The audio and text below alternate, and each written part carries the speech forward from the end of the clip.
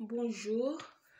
Je suis très contente d'être avec toi ce matin. C'est ton émission préférée.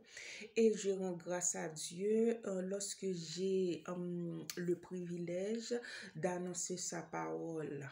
Parce que quand tu t'es arrivé au ciel, il va demander le récit de ta vie sur la terre, de ton don qu'il t'a donné et de ton talent. Alors, il faut bien les gérer, le don et le talent. Il faut que tu travailles pour Dieu parce que tu ne t'es créé pas pour ta volonté. Tu t'es créé pour la volonté de Dieu. Alors, tu dois faire ce qu'il te donne à faire. Ok, ce qu'il te dit à faire.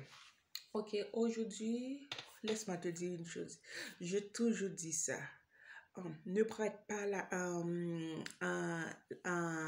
l'attention avec mon accent et mon apparence parce que je suis haïtienne d'origine, je vis en Allemagne. Tout simplement, j'aime partager ma connaissance et mon expérience. Je ne vais pas rester oisif, non, c'est pour cela. Alors, ne prête pas attention à mon langage et mon accent. Écoute ce que je dis bien parce que c'est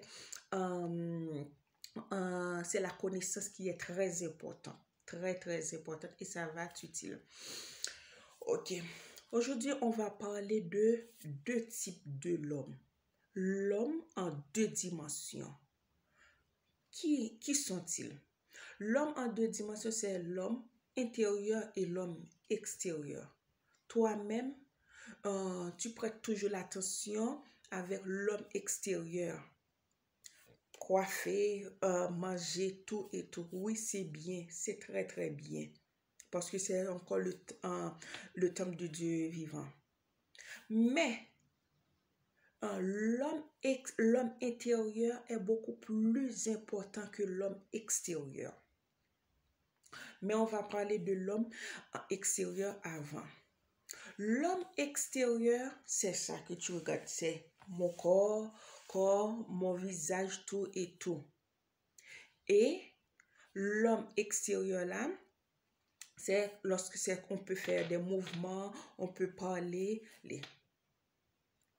Et l'homme extérieur est en connexion avec le monde physique. Est en connexion avec le monde physique. C'est quoi le monde physique là?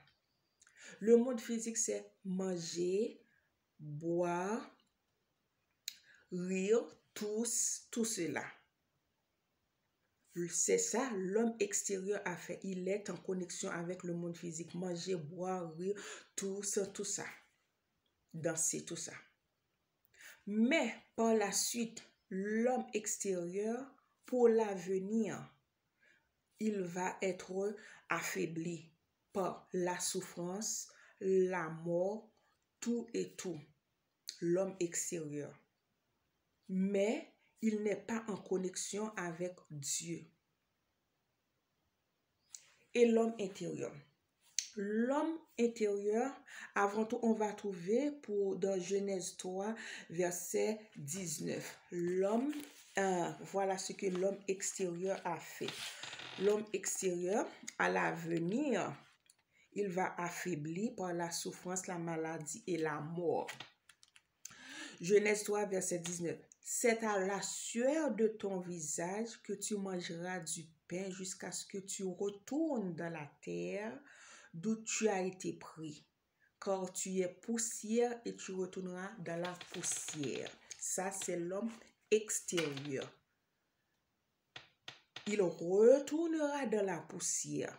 Ça, c'est l'homme extérieur, je te dis. Parce que pour l'avenir, il va être affaibli. Mais Dieu n'est pas en contact avec l'homme extérieur. L'homme intérieur. L'homme intérieur, c'est quoi? L'homme intérieur, c'est l'âme et l'esprit. Même ils ne sont pas visibles, mais pour autant, ils sont très bien vivants. Parce que c'est là Dieu révèle, c'est là Dieu communique et c'est là Dieu habite dans l'homme intérieur à l'intérieur de toi. C'est très important. Faut prendre, comment dirais-je là, prêter attention à ce sujet-là. Mais tu dois le nourrir, l'homme intérieur. Avec quoi? Avec la prière, la Bible, le jeûne. Parce que Dieu est en contact avec lui par la prière. Je vais prendre une illustration. Je vis ici en Allemagne. Les Allemands ont beaucoup jeûné, même s'ils ne sont pas chrétiens. Ce ne sont pas les chrétiens que je parle. Parce que ils ne jeûnent pas comme toi pour prier, mais ils jeûnent afin que désintoxiquer à l'intérieur pour renverser le pancréas, pour remplacer par d'autres choses qui est de nouvelles nourritures de nouvelles nourritures qui est beaucoup plus saine. Il renverse le pancréas. C'est pour cela les Allemands jeûnent beaucoup. Et il y a aussi les gens qui sont dans le monde mystique. Parfois ils disent j'arrive. Il reste là et puis son esprit est allé a laissé son corps pour aller en voyage mystique. Mais c'est de même pour toi en tant que chrétien. C'est pour cela un chrétien doit être jeûner, prier. Lorsque Dieu demande de jeûner, c'est pour renverser le pancréas spirituel qui est la jalousie, rancune, beaucoup de choses mal, l'envie, tout ça. C'est pour cela Dieu te demande de jeûner. C'est pour cela quand tu jeûnes, ton ventre là, j'ai faim. Non, c'est des intoxications Dieu est en train de faire pour renverser le pancréas spirituel.